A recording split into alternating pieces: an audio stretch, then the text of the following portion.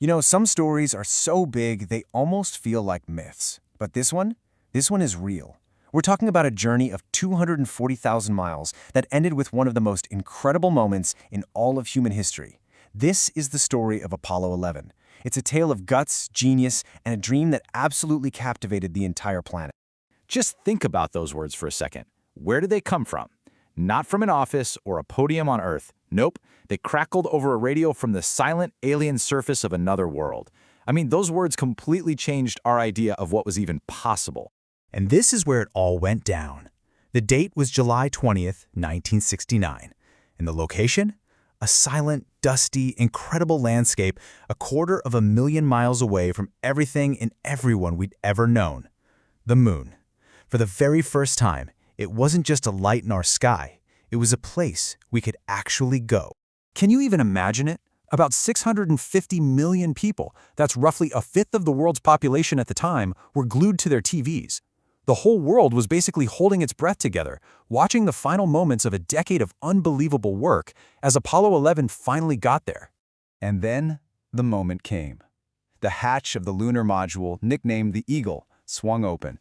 You see this figure in a big, bulky white suit start to come down the ladder, moving so carefully. This wasn't some movie set. This was real life, being broadcast live for everyone on Earth to see.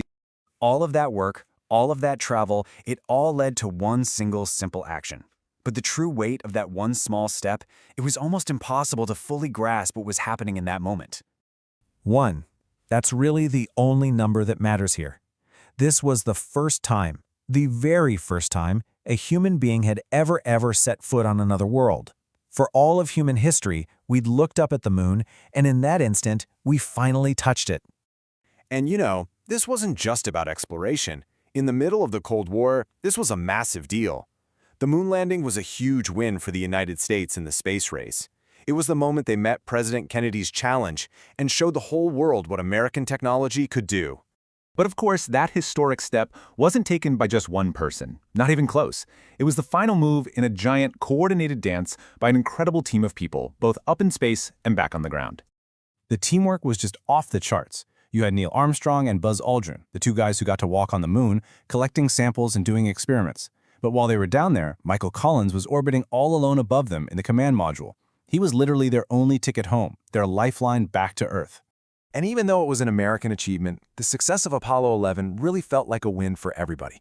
It went way beyond politics and borders. It was just this powerful reminder of what we as humans can do when we decide to shoot for the impossible. So, all these decades later, why are we still talking about it?